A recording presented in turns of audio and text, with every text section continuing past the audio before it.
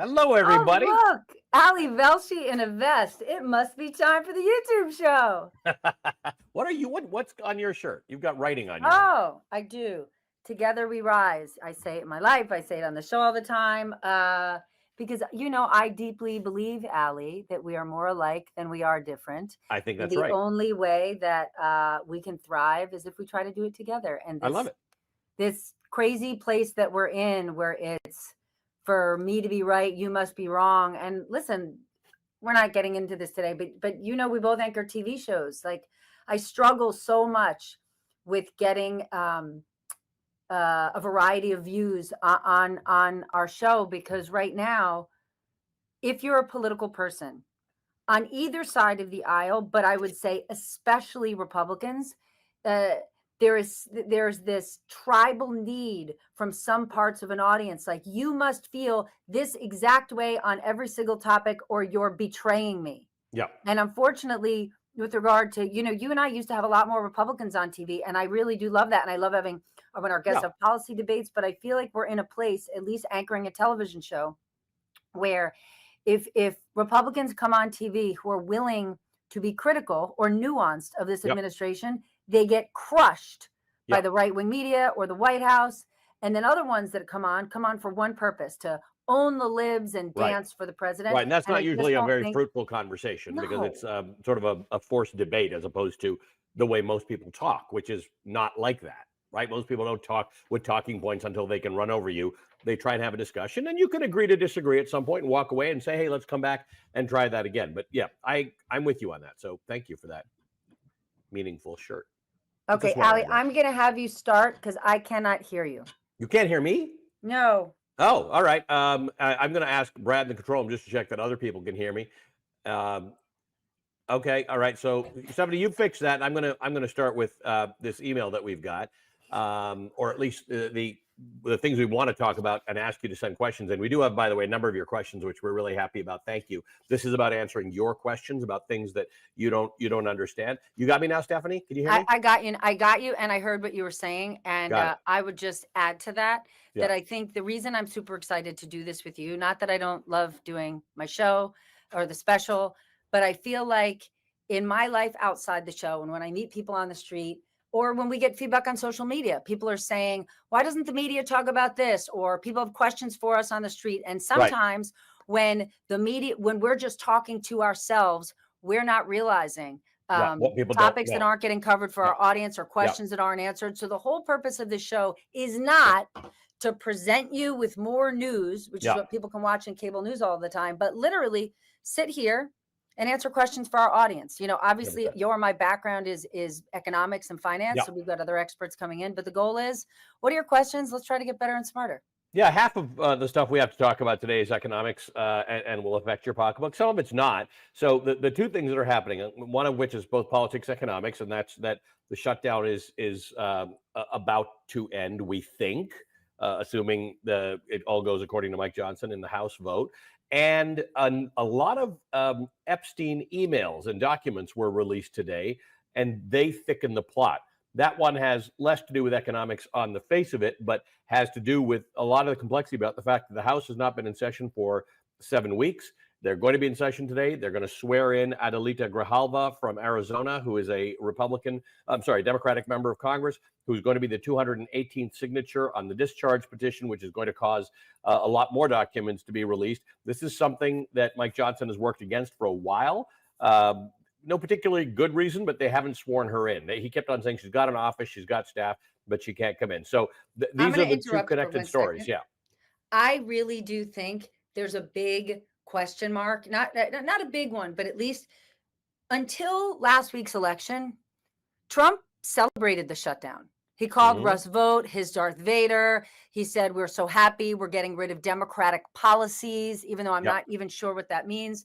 And then the morning after the election, and in last week's election, I wouldn't say that voters suddenly said, "Yay, we like Democrats again." I think voters said, "Boo, this country's not affordable for me. Give me something different." Right. But suddenly Trump changed his tune and said the shutdown is hurting us. The shutdown is hurting Republicans. Now here we are. But the point you just made, when the government reopens, one of the first orders of business, and for me, this is sort of my one thing to know for they, one of their first orders of business is not Sidney Powell release the Kraken, release the files. Yep. And there are scores of people who have every political affiliation, no political affiliation whatsoever, who want to understand more of what's in these Epstein files. Yep. And one of the reasons I think the Epstein files was so core to the origins of MAGA is the origins of MAGA are rooted in the idea that we have two systems of justice in this country. We have a regulatory system that serves the rich, that hurts the poor. Yep. So this idea that there could be this person, Jeffrey Epstein, this wildly corrupt criminal who led a life of crime that was tied to politicians, world leaders, business people. He was then arrested. He got a sweetheart deal. He was out. He got arrested again. And then he died under very mysterious circumstances. Scores of people want to know what's in those files. Just tell me the story. Yeah. What do I need to know? And I'm not just singling out our president, because there are lots of other political and business leaders tied to Jeffrey Epstein, but our president knew him and had direct ties to him. There is a case to be made. Does Donald Trump definitely want the shutdown to end? Because when it does, we're all sitting here waiting for these files. Right. But you can't keep a shutdown going for 2 more years. So the issue here is that the documents that were released, the emails that were released, include writing from Jeffrey Epstein to Ghislaine Maxwell and to the author Michael Wolff, saying that Trump knew about the girls. That's the word. He knew about the girls. The White House says this is false, as they do for most things. They're calling it a fake narrative, and they're accusing Democrats of releasing a select group of the emails. Now, what the Democrats and Republicans who've been calling for the emails to be released have said, and all the documents say, release them all. Release them all, like every last one of them, and see what's going on. So there's that going on today. What is coming out? And I think it's important to remember, Stephanie, that this issue lay dormant for a little while, but there was a conspiracy theory laden group, generally speaking, at the fringes of the Republican Party. If they were even members of the Republican Party, they tended to be outside of that. And some of those people are now populating this administration, including Dan Bongino at the FBI, including Kash Patel at the FBI.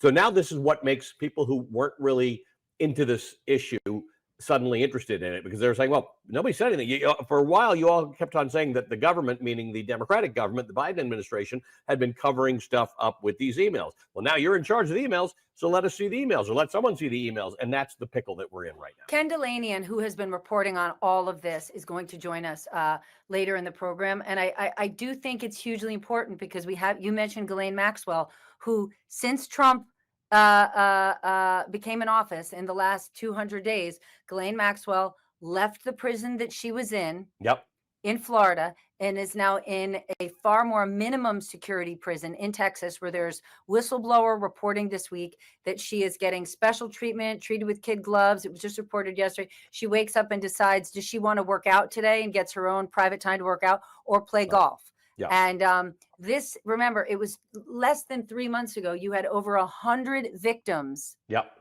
out there in DC speaking out about what happened, the atrocity, the crimes. And so, including one who said they're a Republican, they voted for Donald Trump, and in part because they hoped this would all come out. And this has been an interesting week for pardons and commutations. Ghislaine Maxwell and her lawyer make no secret of the fact that they're looking for a commutation of her sentence. But there were commutations, right? And that there were, or at least there were pardons for things that people weren't charged for yet this week by Donald Trump related to the 2020 election. So one wonders, because as those announcements came out, including one about Rudy Giuliani, my view was that, why does this have to happen now? Like, why is this relevant that we're pardoning people for January 6 stuff now? And then it occurs to me that, well, if you soften people up about the fact that they're just pardons coming out left, right, and center, maybe you can sneak one in for Ghislaine Maxwell, or a commutation in for Ghislaine Maxwell, and no one will actually notice, because this now happens every week. All right, let's get to it. Let's talk about the shutdown. Because, and again, this whole show is all about questions. We've got questions coming in. We're going to get to ones we already have, but people watching, you can send them to us while we're here. Whatever you're thinking, we want to know. The House vote is expected at 4 p.m. today. It's amazing to me that the shutdown has lasted this long. And, there's much criticism this week about Democrats in the Senate, a group of 8 Democrats who are either independent, Angus King, and Democrats who are either retiring or not up for reelection right now, deciding to work with Republican leadership. There's all sorts of political theory. I think one that I've heard that I do think makes a lot of sense, Allie, the main sticking point has been extending the Obamacare subsidies. And Correct. I don't think either of us would argue that Obamacare is perfect. I don't even think we would say it's necessarily fantastic. We know it's expensive and it's cumbersome, but it's all that we've got right now. And because of Obamacare, way more Americans have health insurance than they did years and years ago. Actually, we have a question on this coming in. Cat Song 3302 on YouTube says, how can the Affordable Care subsidies be reestablished?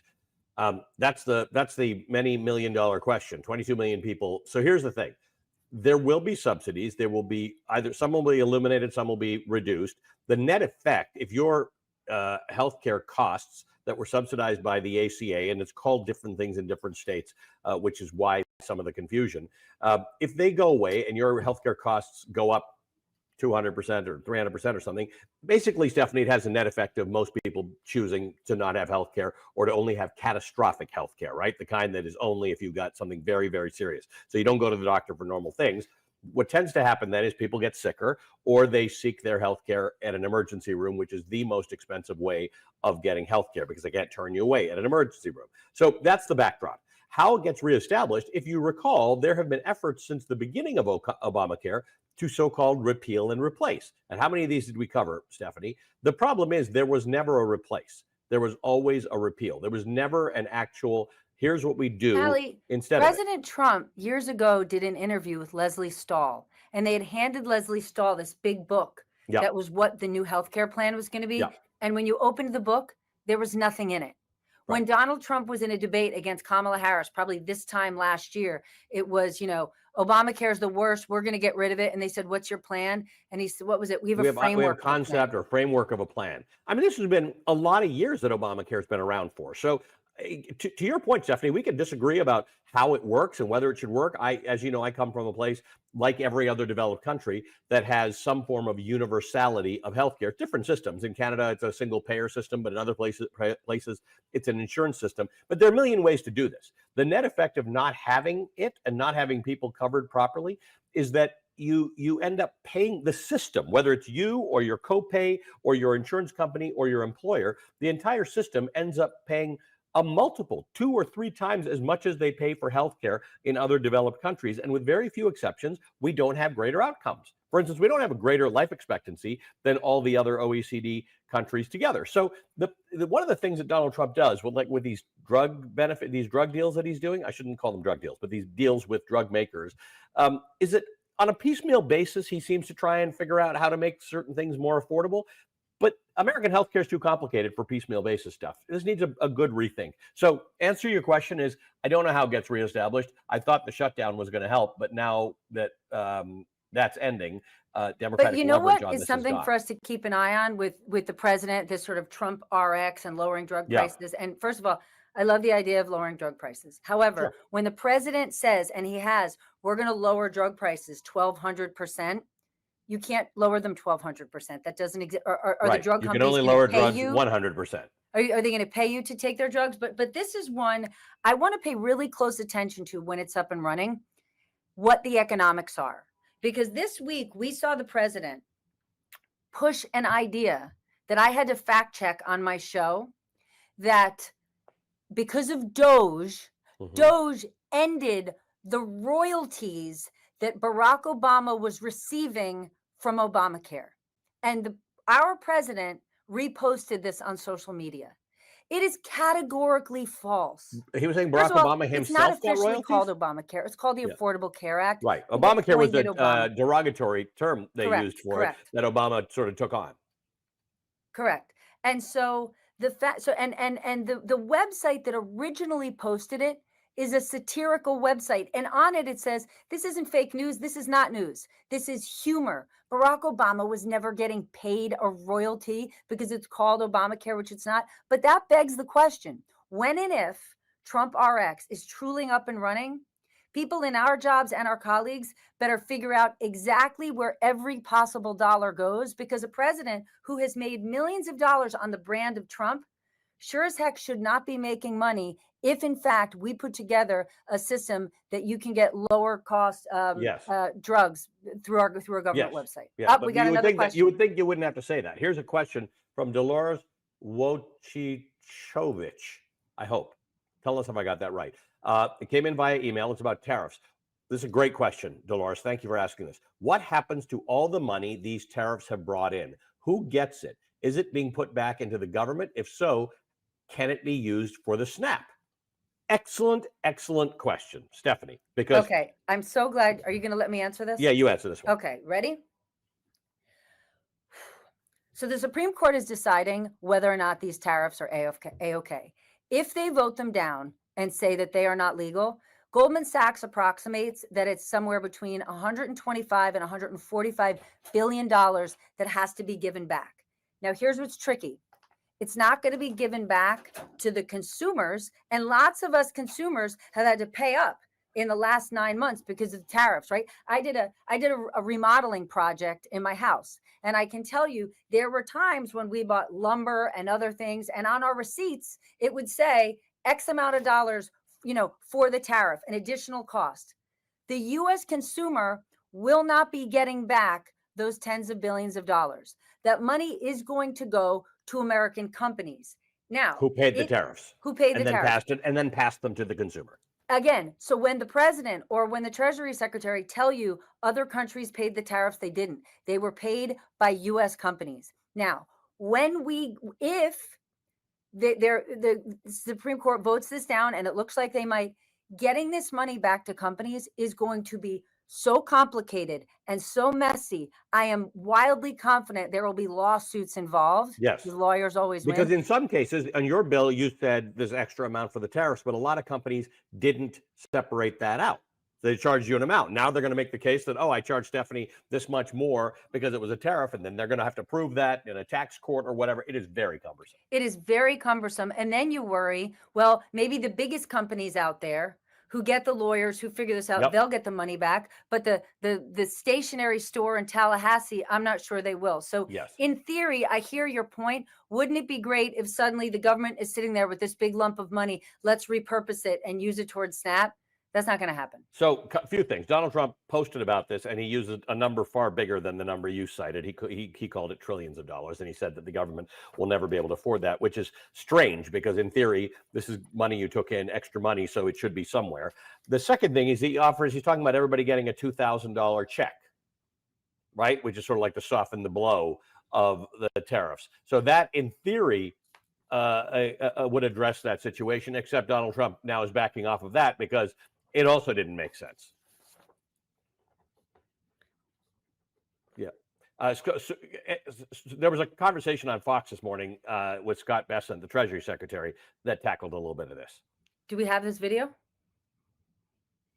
Okay, well, I can talk about it because he talked about it today on Fox, and he talked about it yesterday on Morning Joe. And I want to back this up a second. So first, politically, I know why Donald Trump wants to write these $2,000 checks. Well, that's a gimme. That's obvious, right? But Everybody also wants to because during COVID, and it Yeah. wasn't Trump that approved this money. During COVID, congressionally approved stimulus checks were sent out to the American people, and Donald Trump politically wisely put his name on those checks. Yeah. That was a giant political win for him. We heard about it for years.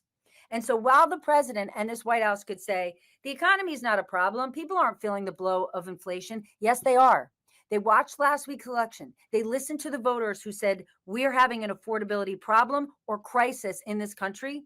So he's saying, let's get the checkbook out and write the $2,000 check. Now, I want to do math for a moment. Yeah. If we were to write a check for $2,000 to the American people, that would be $600 billion. Right. The tariffs, even if the Supreme Court didn't get involved, are projected to only bring in half of that. So there wouldn't be enough money to write everybody a $2,000 check. And the president has also said that all that tariff money is going to be used to pay down our debt, which is $37 trillion. Yes. So if we don't have enough money to pay $600 billion in $2,000 checks, we're sure as you know what, not paying down $37 trillion. So Scott Bessent has been backing off of this, Yeah. saying, whoa, whoa, whoa, whoa, whoa. Well, it That's might his not sort of be. professional job, by the way. Scott Bessent's job is to sort of take crazy stuff that Donald Trump says, because then Howard Lutnick, the Commerce Secretary, sort of amplifies whatever Donald Trump says. And sometimes you get Peter Navarro at the administration amplifying it. And then Scott Bessent goes on these morning shows and tries to sort of dial it back a little bit. Well, so he's saying it might not be in the form of a dividend check. You may say it because your taxes are lower. You may see it because no tax on tips, The no tax on amorphous overtime. $2,000. Okay, which is wildly different It's finding from the $20 in your American pants, people in your pant pocket. getting a $2,000 check. Yeah, and by the way, you can't do both. You can't give the companies back their money, which, by the way, the courts may dictate that the administration has to do, and then give people, because there's not enough money for both, to give everybody a $2,000 check and to do the other side. So I think this is interesting because it's the same problem. You said some companies will be able to claim it back from the government. Some companies won't because they didn't itemize it that way. Same thing for people. Let's say you bought a car from a company that decided to eat the tariffs and keep costs low for a little while, and then you get $2,000. Is your car dealer going to say, "I'd like the $2,000 back because I didn't pass it on to you when you"? So all of this is cumbersome and ridiculous. Rick Holt 5962 on YouTube says, "When do you think we will get a SCOTUS decision on the tariffs?" I don't know. I've heard, and I don't like you, I don't really understand the operations of the Supreme Court all that well, but I've heard it could be January.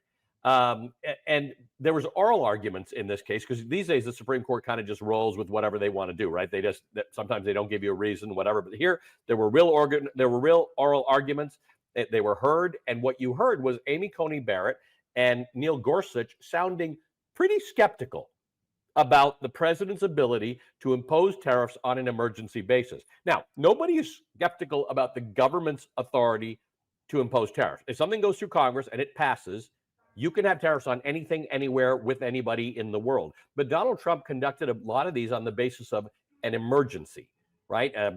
Too much fentanyl An coming emergency, from Canada. Tibetanol saying it was because of trade deficits. And then he went and imposed big tariffs on countries like Brazil for political reasons. Right. So that's what the problem is that the president, kind of like war, right? The president can do certain things that he's not constitutionally allowed to do if he follows up with certain things, like immediately going to Congress and providing a justification and getting Congress's approval for the authorization of the use of military force.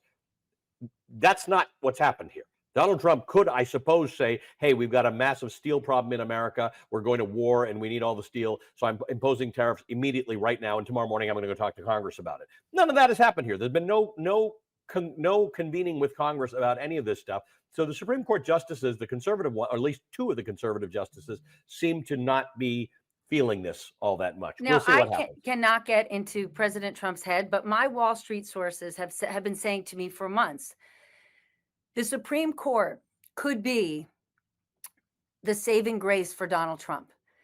We have not yet felt the full impact of these tariffs because a lot of companies have temporarily eaten the cost or they front loaded their inventory. Christmas season isn't even here yet. So we haven't felt the full impact, but the actual graceful exit ramp.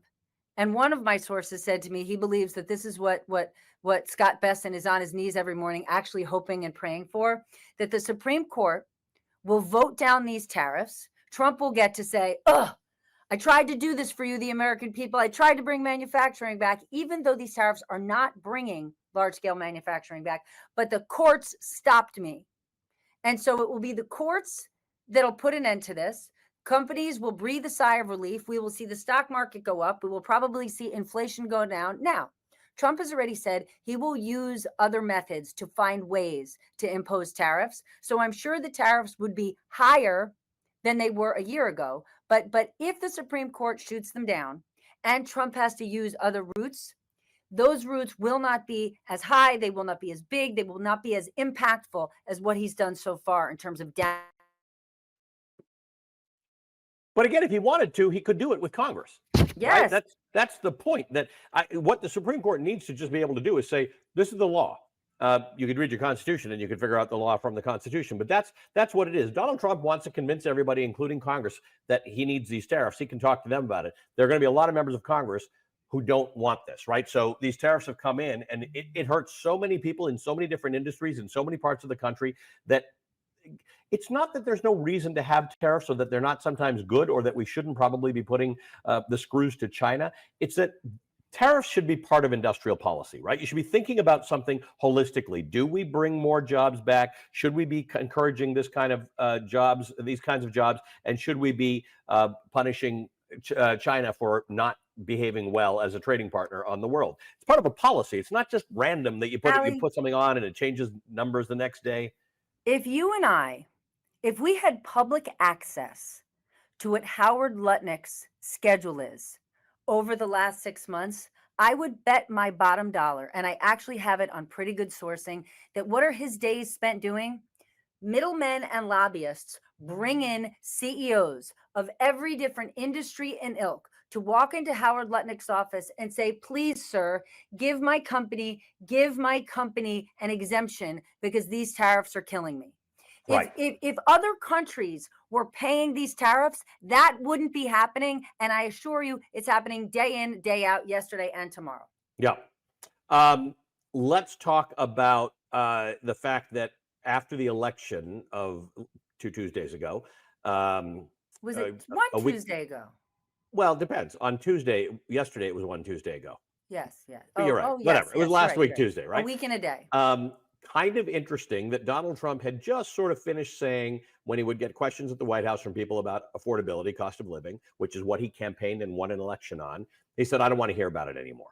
He said, we brought the price of eggs down. We brought the price of gas down, blah, blah, blah, blah, blah. Now we have this issue where we've got this election. Affordability has been exacerbated by the shutdown, obviously, because people, as you and I know, don't have lots and lots of extra money to spend on stuff, and these SNAP payments were stopped.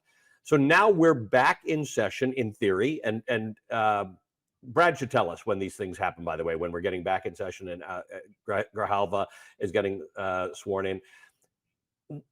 This problem is now front and center for everybody in America.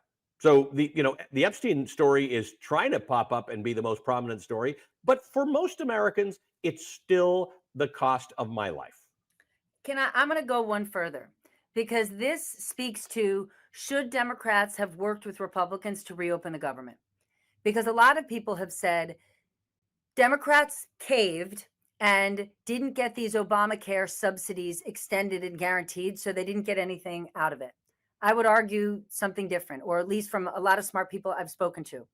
In the beginning of the shutdown, Republicans were trying to say, this isn't about Obamacare subsidies. Your health care isn't going to cost more. This is because Democrats want to give free health care to illegal immigrants. And illegal immigrants are filling up our emergency rooms, because they have the sniffles. That's how Republicans wanted to frame this in the first of these 8 weeks. That argument has gone away. Here we are. You had a White House fighting the Supreme Court because they didn't want to reinstate SNAP benefits, feeding the poor. 40 million people are on SNAP benefits in this country. You've got flights getting canceled, flights getting delayed, serious air traffic control problems on the eve of Thanksgiving coming around the corner. And so now some Democrats are saying, we're going to fight to reopen the government. And people who were laid off from the federal government, their jobs are going to get reinstated. Republicans are going to agree to talk about healthcare and vote on it. Now, I get it. That's not a guarantee that these Obamacare subsidies that are expiring December 31st, it's not a guarantee that they're going to get extended. However, what they've done politically is shown the American people, we know it's about affordability. We want to reopen the government because we don't want you to be without Head Start and SNAP benefits. But when it comes time in January to vote on extending the Obamacare subsidies, there's no question. There's no nonsense about this is about illegal immigrants. This is about Republicans deciding whether or not to provide affordable health care to the American people or offering an alternative. So in terms of framing the conversation and getting their messaging, Democrats have done that in a way that we rarely see them do. Yeah, I would have preferred the deal that Chuck Schumer asked for last Friday, where he said extended for 1 year, and then the next election becomes about that. The problem now is that I think they're not going to extend them in December, right, when they vote again. And for up to 22 million Americans, that means the choice of going without health care because people just can't afford it. So the fact is actual real people will die because of this. And I But here's understand that this was a hard one, but how do you win? How do you win the midterms, right? yeah, Because but then it's going to be yeah. abundantly clear that Republicans made this choice on healthcare. How do you win elections, especially when your core base, Donald Trump's core base in 2015, 16, has been people who are economically disenfranchised, people who Yep. are left out. How do you maintain or win back that base when the whole country sees what you just made a decision to do? Yeah, the problem is a vote in December, and there may not be another vote on this, is a long way away from the midterms, which are almost a year from now. And Democrats, as you say, we rarely see this type of messaging success from them. I'm not. I think I'm like a lot of people. I'm not sure they can hold this line for a year of messaging. Somehow, 19 million things will happen between now and then. We'll be at war with Venezuela or whatever. I worry that they gave up the momentum pretty fast on this thing, because last Tuesday proved that they had the momentum on this. The ability to protect 22 million people from not paying more for health care proved to be more interesting than anything else anyone was offering in any election anywhere, which is funny because it was a lesson from Donald Trump. He knew this, right?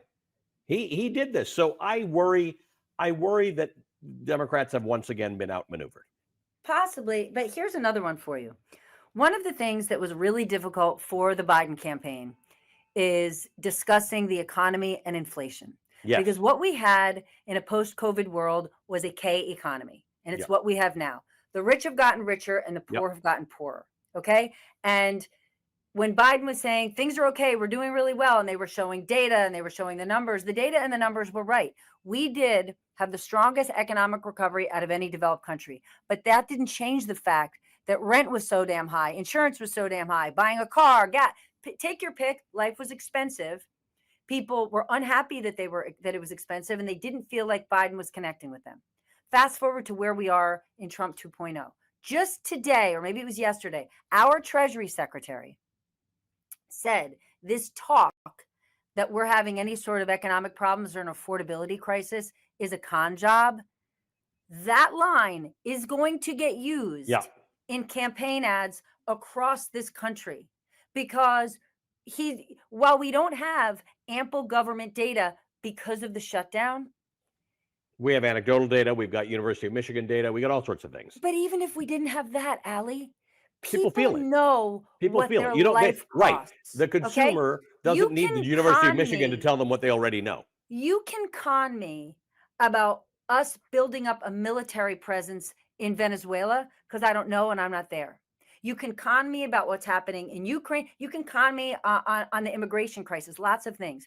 You cannot bullshit me on telling me that gas costs $2 a gallon when it costs $3. I'm still happy it costs $3, not $4, but it's not $2. You can't con me and tell me, look at this Walmart Thanksgiving deal. It's cheaper than it was last year, omitting the fact that they're out there marketing. Look, so let's, in case our audience isn't aware of it, the White House has been pushing this Thanksgiving special that Walmart, the largest employer in the country, that obviously has a lot of regulatory business in front of this White House. They've been pushing that the Walmart Thanksgiving deal is cheaper this year than it was last year, omitting the fact that in last year's Walmart Thanksgiving dinner, there were 14 items. This year, there are 8. Right. Last year, there were name brand products. Yep. This year, they're generic. So you can try to spin me with your with your Walmart Thanksgiving deal. But Louise Rule, my mother, knows exactly what's in her Thanksgiving bill. She knows what it costs at the grocery store, and we all know what rent costs. So that's Scott Bessent saying this talk about the economy is a con job. Yeah. You just gave a gift to Democrats in their campaign ads coming up. We started our conversation talking about these Epstein files and the emails and the fact that Adelita Grijalva is going to be sworn in, we think, today as the 218th member of Congress who will sign this so-called discharge petition for Congress to release the information. Let's bring Ken Dilanian in. Ken has been covering this in great detail. It is a complicated story, Ken, but there are a lot of developments in this story in the last 24 hours, and probably as we are sitting here right now. This feels like old times, guys. Good to be with you. Nice to have you back, my friend. It's our favorite purple cow. Hey. Hey. So yeah, today was this story, as you said, had been percolating for a while. It's been a problem for Donald Trump because a lot of MAGA people really want to know what's going on. They want the files that the Justice Department is hiding. But today, I think, was a turning point in this story because what happened today was that the House Oversight Committee had subpoenaed emails from the Epstein estate, and they got 23,000 emails. And the Democrats found 3 of them that were really game changers in the sense that they show that here's Epstein and his confidant Ghislaine Maxwell talking about Donald Trump, and they seem to essentially refute what Donald Trump has been saying about that he didn't really know what Epstein was doing with the women. And so the most interesting one to me is the one that was written back in 2011, before Donald Trump had a political career. And it's before Epstein really, it's after he did the sweetheart plea deal, but before people started asking hard questions about what exactly happened with Epstein. And he's talking to Ghislaine Maxwell, and he says, "I want you to realize that the dog that hasn't barked is Trump. Victim, name redacted, spent hours at my house with him. He has never once been mentioned." So that's, to me, we don't know what was in his mind when he wrote that, but to me, that is him observing that, hey, people don't really understand that Donald Trump, this famous guy, this famous developer, is one of the people that was around. Now, this doesn't implicate Donald Trump in sexual trafficking or sexual abuse, but what it does show is that he may have known what was going on. He says he didn't. And that's really what is at issue with a lot of these so-called files that are hidden that the Justice Department doesn't want to release.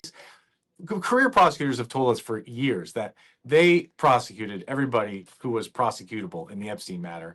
For example, Prince Andrew was accused, but he wasn't prosecuted. They didn't have the evidence to do that. But that doesn't mean there aren't names of powerful men in those files who at least maybe it shows they knew what was going on and didn't say anything. The lie becomes something else. That's what the issue is. It Exactly. may not be the crime. It just might be you guys spent a whole lot of time saying there was a lot of interesting stuff in these files.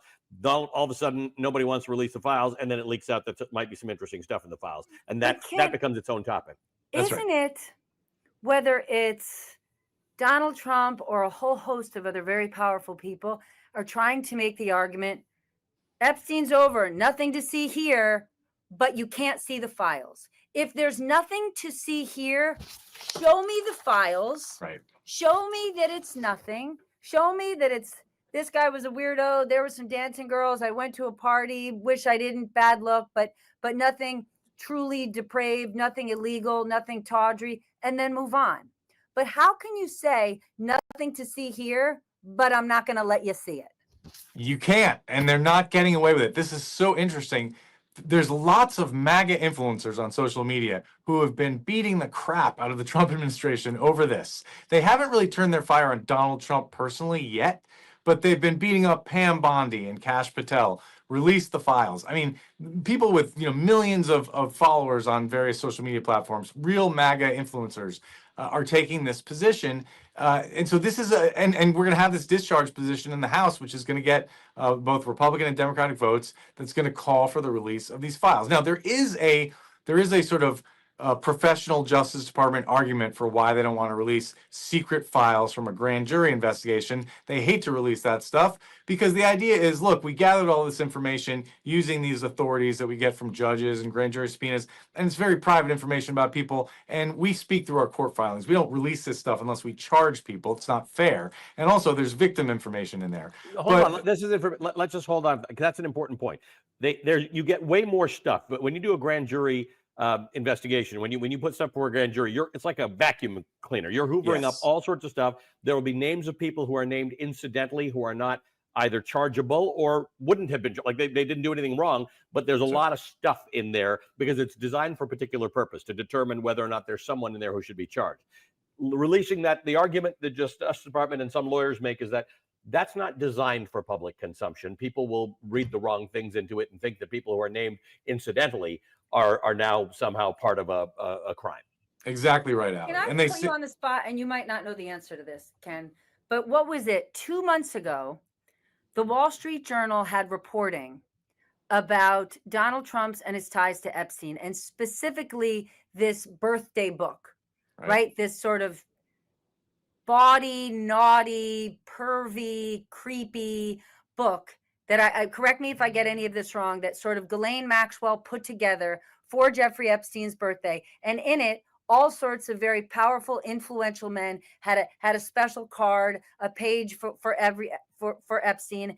And I would say the grossest thing is, right, if you made a birthday book for any one of us, right, your friends would have lots of goofy, silly inside jokes about you, but all of them, absolutely all of them, were gnarly sex-related stuff of hot young booty. Okay. When these articles came out, and there were two, Donald Trump threatened that he was going to sue those reporters and he was going to sue News Corp. What happened with that? You might not know. So if I'm I don't know the answer to that. It's okay. I don't know whether they filed or not. That's a great question. I love that you don't know. The point of the show is, if we don't know, we're not bullshitting the audience. We don't know. But it was sunny to me. That was such an aha. And all these MAGA influencers were like, that's not Donald Trump's signature. Yes. He writes it this way. He writes it that way. We're going to take you guys down. What happened with that? And the Wall Street Journal said, we stand by our story, and Rupert Murdoch backed them. And you're right. We haven't seen any impact from that. And that's an example of how there were a lot of people who were his friends and who seemed to know at least that, you know, he had these peccadillos. Maybe they didn't know there was illegal sex trafficking going on. But that's really the question. What did they know? Okay, that's what these kind files of the could point, answer. Ken. You not knowing the answer is everything, right? Because the Wall Street Journal did the reporting, they did their homework, they said, here it is, America.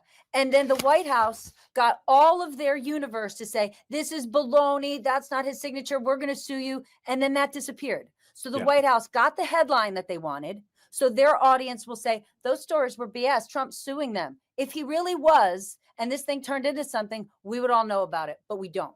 Right. Molly T119 on YouTube writes in, Molly. when Congress reconvenes today and Adelita Grijalva is sworn in as the 218th vote for the discharge position, do you think these emails surfacing will call for swifter action, and how quickly will the courts get it? So I don't know if you know all of the answer to that, but let's start with, what even is the discharge petition? What happens when Adelita Grijalva comes in? Does she immediately sign this petition, and what does it do? What does Yes, that and mean? I'm not the expert on this. This is more for our Hill folks, but my understanding is she was the deciding vote. They needed enough signatures to get this thing between Republicans and Democrats, and she was the last vote that they needed, which is why they delayed the swearing in for so long. And now it's going to pass. And the release of these emails, many people think, just supercharges that. Like, there's if anybody, Ken, like, you might not know the answer to this. I had heard there was talk of trying to get some Republicans who are planning to vote to have this thing released, to get them to flip. I had specifically heard that they were trying to get Lauren Boebert to flip. And in fact, I know for a fact that there was a planned meeting in the Situation Room at 10 a.m. today. I don't know if this meeting took place between Lauren Boebert and Pam Bondi, Kash Patel, and some other lesser folks. And that was their attempt to try to talk her off this thing, and it was unsuccessful. We did confirm that a meeting took place. I saw a document that suggested that it would have been in the Situation Room, which is really interesting to me. It's like they really put the squeeze on her. Because look, there's nothing classified about any of this, right? So it was like their attempt to sort of bring the weight of the White House and all of those implications onto her. But she is standing fast, as that's the latest information from like an hour So ago. I had heard anecdotally from someone, a Republican, who said that there might be dozens of Republicans, once the dam has broken, once they're not the one that did it, because Donald Trump's going to be really mad at Thomas Massie and Marjorie Taylor Greene. And that's the issue is, once you're not the one who caused them to be released, it may be better for you and your constituents in your reelection to be on the right side of them being released. Right. And once this thing gets on the floor, then the dam is really broken. It's going to be hard for people to vote against it because, you were talking about the Wall Street Journal and they got away with it. I'm not sure they did. I mean, MAGA people still believe that there's something hidden in these files. They always have. It's one of their core beliefs. And now they're just having this cognitive dissonance because they don't want to blame Donald Trump for the lack of release. But inevitably, it's going to get there, and if Pam Bondi again stiffs folks and doesn't release this, and she doesn't get fired, well, whose fault is that? Right. I think that's where this is going. Whatever Guess happened. what? When and if that happens, do you know who's coming for Pam Bondi? The right-wing media. Yes. Yeah. 100%. So speaking of which, because the person I'm just thinking about was both a member of the right wing media and now a member of this administration, Dan Bongino. Whatever happened there? Because he was all about these things, and then he had to come out and publicly say there's nothing in the files, doesn't implicate Donald Trump, blah blah blah. This guy had a career for what it was worth, and he had fans and popular support. Now he's sitting in the #2 job at the FBI. I just wonder about how the politics of all this works. These guys came in and said, I don't know whether they believed it or it was hot air, but they said they were going to clean house and they were going to do things differently. We do know a lot of FBI agents are gone. We know the Department of Justice is reeling because a whole bunch of people have left the Department of Justice. But fundamentally, what happens when it's all based around this thesis that doesn't pan out? Well, you know, when Dan Bongino signed on to that statement, which basically said we're not releasing the files, this is our policy, you know, that created a backlash against him, and he got mad about it.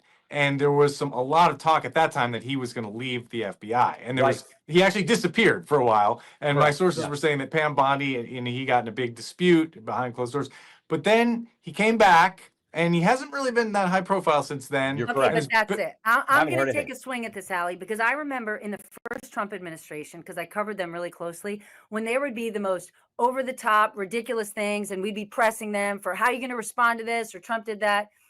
They would always kind of laugh when I would call them and be like, the news is going to pass. There's going to be a new story tomorrow.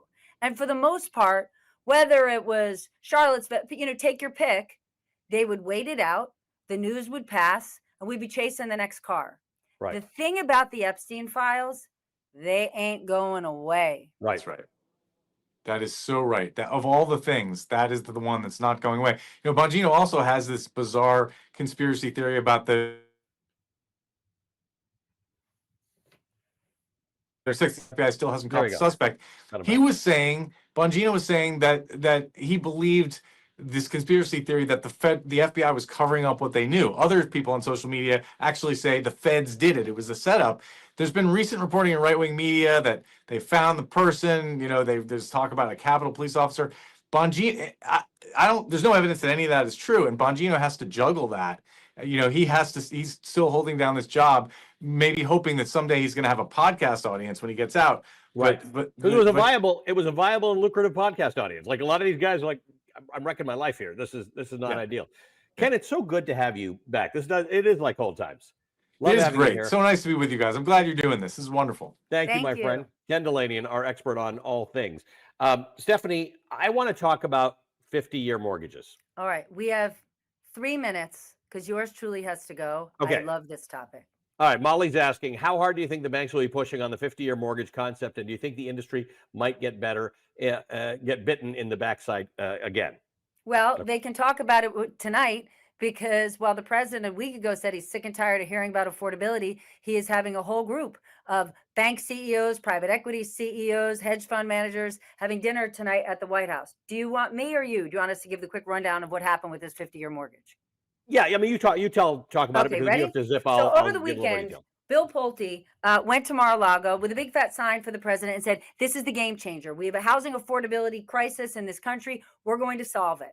He didn't talk to anybody else in the White House, didn't talk to the Treasury Secretary, the president's team, nobody, not a zippo zilch, and said, we're going to offer 50-year mortgages. And within hours, Donald Trump takes to Truth Social and says, that's going to be the new plan. Here's the problem, boys and girls. We do have a housing affordability crisis in this country. Currently, the median age for first-time home buyers is 40 years old, older than it's ever been. If we now had a 50-year mortgage, for a it would 40-year-old, likely lower your payments, maybe like $200 a month. That's good. Yeah. However, you would be paying your mortgage off until you're 90 years old. Welcome to America, where the average life expectancy the monthly payments is will be 79. lower, but your total payments will be higher. Your interest Because you're now going from 30 years of interest to 50 years. Banks are likely going to charge you more to finance this because it's going to take a long time to pay this thing off. And here's the other whammy. So maybe you're going to get a bunch of entrants into the market because they're saying, I can handle a lower monthly payment. But that doesn't solve for the fact that we don't have enough supply in this country. Right. And with the tariffs, it costs more to build homes. So we're not going to get more homes. Because maybe more people are going to come in. Roofing comes from Canada. Things inside your house come from other places. So that's exactly right. So it's not that there isn't room for things to change in the mortgage world, but to suggest that this is the answer to our housing crisis, again, it's like tariffs, right? Give me a housing policy and then tell me this is the mortgage part, this is the import part, this is the building part, this is the lumber part, this is the labor part. This is just some random thing that Bill Pulte came up But with. Allie, my love, this reeks of the early days of subprime when Yep. people said, Yep. "I didn't think I could afford a $1 million home." But they this told me to get it. mortgage They said, broker yeah, in a Buick Skylark rolled up to my house and Yep. just showed told me I me could. that my monthly payments are going to be so low. I can do this. So we could face that again, except people don't realize it's going to take you 50 years and likely twice as much interest to pay this puppy down. Yeah. All right, you got to go somewhere, I do. but I'll see you tomorrow. I'm leaving because even though I love this YouTube show with you, I am going to do Stephen A. Smith's YouTube show. So we're going to see how that goes. All right, say hi to Stephen for me, I sure will. and I want to talk a little bit more about mortgages once you're done. I'm obviously going to talk to him about how much you love sports. Your Blue Jays, I do. your Eagles. Let him know about my Jays, my Eagles, and all that kind of stuff. Those are your Exactly. Thank you. teams. See you tomorrow, my friend. I'm definitely Um, asking him what he thinks about tariffs. And let's the rest of us stick around for a few minutes because let's talk about mortgages. This is actually a topic that's come up a Wow. lot. I'm leaving you. Bye, guys. Thank you. I'll Um, see you next week. This issue of mortgages have come up a lot because there are people wondering, with mortgage rates moving a little bit, should they refinance their mortgages if you had a variable rate versus a fixed rate mortgage? I just want to, because we're talking about mortgages, I just want to bring this up. We're in a high interest rate environment. In theory, you should expect mortgage rates to come down over time. In theory, that all depends on what the government does and what the Fed does. But we're at a higher level than we've been for a few years. For those of you who remember mortgages in the early 80s, you know that mortgage rates were up closer to 20%. So the idea that a 30-year fixed mortgage right now is in the sixes is not terrible. Could it go down into the fives or fours? Yes. People have been asking whether or not this is the time to refinance their mortgage. Generally speaking, you should talk to your bank about that. Understand how much less you'd pay every month if you locked into a different rate. Some banks will let you do that more easily than other banks. Some banks will have penalties for doing it. So you want to do the whole calculation about how much money have I already paid down on this mortgage and how much more will I pay if I refinance? Because one of the tricks of mortgages is that you'll notice when you get your bill and it shows you how much is capital and how much is interest, the interest is front end loaded. So if you refinance a lot of times, you're basically paying all the interest up front. You're not actually making much of a dent into the equity that is your house. So again, don't listen to sort of rumor or social media about whether you should refinance your mortgage. This is a conversation you should have. There are sort of engines online that you can plug your stuff in. If you just put into the search, should I refinance? And it'll tell you whether this is worth it for you. For some people, it's worth it. For some people, it's not worth it. Remember that if you have let's say you have a 30-year mortgage and it's 5 years old or something and you refinance and you go into another 30-year mortgage, remember you're extending the amount of time over which you're paying for your house. So that went from 30 years to now 35 years. There's more interest to be had in that. So some people, what they do is if interest rates go lower than what they're paying on their mortgage, they refinance into a fixed loan, but for a shorter term than is already left on their mortgage. So if you had 24 years left on your mortgage, maybe go to a 20-year mortgage. That is going to cost you more per month. There's no question. The cost will go up if you shorten your mortgage. But because people are talking about that, because the Fed's lowering rates, again, there have not been such major moves that this is a conversation that's valid for a lot of people. But for some of you, probably worth pulling out your mortgage document, maybe even calling up your own bank. It's not, they'll want to keep your business, so they may not give you the full story, but ask them, what would it cost me to refinance?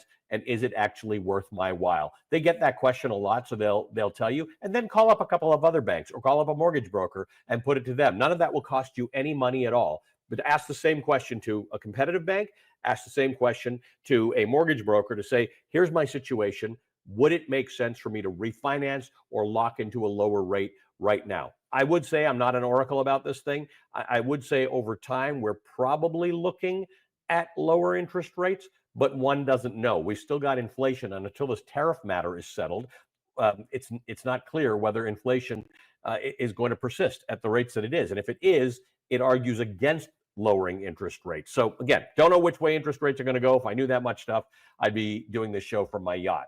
So that's the thing to think about with mortgage rates. The other thing I wanted to talk about, Stephanie talks about this a lot.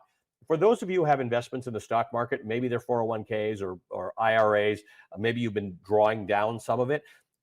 generally speaking, for most people, your investments are going to look like the S&P 500 more than the Dow. The S&P 500 is 500 stocks. You may have other unusual things in your investments, but generally, that's how it's going to look. I want to just show you. Stephanie's been talking about the Magnificent Seven, which are 7 stocks in the S&P 500 that are mostly driven by AI. Some of them are not. But I want to just show you this. If you look at the S&P 500, that's the bottom line on your screen. This goes back to 2023. If you've been invested in the S&P 500, you've made 75%. That's actually very good. You've done very well over that time. If you just invested in the Magnificent Seven stocks, take a look at that. You're up 315%. Now, this is Meta and Alphabet and Tesla. Tesla's a bit of an exception because they're not full players in the AI space. Apple, Amazon, Microsoft, and of course, NVIDIA, which is the largest company by market capitalization in the entire world. By the way, there's no world in which I'm recommending that you do this. I'm trying to show you that most of the gains in the S&P 500 in the last 3 years have come from artificial intelligence and high technology. Some of you will think back to the dot-com boom and say, is this happening all over again? Hard to know. It's not clear where this is all going because some of it's really AI and some of it is companies that are saying that they're going to have all this growth because of AI. But a company like NVIDIA makes the chips that go into AI. So that's your stock market at the moment. It's doing pretty well, but it's mostly being driven by artificial intelligence. The other thing is how much of the S&P 500 is it? There's something that we've called market capitalization. That's the total value of every company. Almost a third of the S&P 500, 500 stocks, almost a third, well, more than a third actually. Look at this. It's 38% of all the value of the money in the S&P 500 is coming from 7 stocks. The remaining 493 stocks are 62%. So again, it's just worth you knowing this, that AI, stock market gains fueled by AI, are the vast majority of what's going on right now. Nothing you necessarily need to do about this. You might not even use AI. Actually, you use AI whether you think you use it or not. If you're on a computer or you're on your, you do a Google search, you're using AI regardless. Chris 7468 asks on YouTube, if the economy is doing so great, then why does Trump want to give Americans $2,000 stimulus? Isn't the economy booming and inflation down? I think maybe you're being a little sarcastic there, but that's great.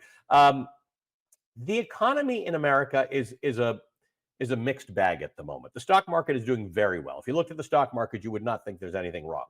The job market looks a little less stable, but because of the government shutdown, we haven't had jobs numbers for a couple of months. So we'll start to get that. We have private sector numbers and we have surveys that tell us things. The surveys in the private sector information tells us that the jobs number, the job situation is weaker than we think it is.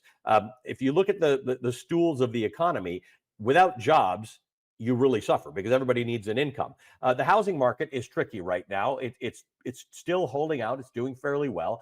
From a housing perspective, as you saw in the elections of last week, affordability, whether it's rent or the ability to buy, is a bigger problem than the cost of houses. Home prices, if you're a homeowner, the cost of your house has generally been going up. We haven't had a recession in a while. We don't know whether we'll have one. The Fed lowering interest rates may cause inflation, which may cause the Fed to have to do something else. So hard to tell. The stimulus checks are not stimulus. They're $2,000 checks to offset the tariff costs that Americans are going to be facing. As Stephanie said earlier, won't really work. It doesn't really make sense because in some cases tariffs are paid by the consumer. In some cases they were paid by the companies. The Supreme Court is looking at this matter, by the way. So one way or the other, there'll be some decision probably in January about the legality of the tariffs. But where the money goes that was already collected for the tariffs is anybody's guess. That's what Donald Trump was floating. It has since been relatively strenuously unfloated by his own Treasury Secretary. I got a question from Abba ES8GQ on YouTube. There's rumors about a banking catastrophe. Should Americans be putting their cash into stocks instead of savings accounts? Can we move our money to banks overseas, and which country? All right, so where you're seeing some of the doubt in the US is the strength of the dollar. So you're seeing people in some cases moving away from US Treasuries. You saw the price of gold has hit record highs. The price of Bitcoin has hit record highs. That's about the strength of the dollar. There's another thing going on in the banking sector that's about liquidity. It's too complicated to get into here. I don't know if you need to know all the details about it. I wouldn't say that it suggests a banking catastrophe. It does suggest that for the first time in about 5 years, banks have less money available to make loans than they've had for a while. Now, again, I'd like to see more numbers over the course of a month or two before determining whether this is a problem. I wouldn't combine the problems. I don't think the wise thing to do in this unstable world right now is to transfer your dollars into currencies overseas. The U.S. continues to be the currency of record, and that's where it is. But it's a good conversation for us to have, and I'll keep having it with you. And as data points come out that suggest either a weakening in the dollar or a banking problem in the United States, we'll share that information with you. But at the moment, I've seen scant evidence of a banking problem. I've seen a little bit, but I've seen scant evidence of it. The dollar is a different story, and that's going to have to do with what happens with these tariffs and trade and how people generally regard the stability of the United States. You're not wrong to think that there's a point at which people might start to say the U.S. is just kind of an unstable place. And when that happens in other countries, people do move their money out. I don't think we're there yet. I think if we continue down the road that we've been going on economically, there's some chance we could get there. But for now, I think we're okay. I am so grateful to you all. Thank you for doing this. Please send these questions in. We love answering them. We love to know what you don't know or what we should be covering more. You can find Stephanie every night at 11 p.m., Mondays through Fridays on the 11th hour. I'll be joining her on Friday, actually, on that show. And you can find me Saturday and Sunday mornings from 10 a.m. to 1 p.m. Eastern time. We hope you'll tune in. We hope you'll continue to send your questions to Velshi Rule Questions at msnbc.com. You can find us here and on TikTok, and we will see you same time, 3:30 p.m. Eastern next Wednesday.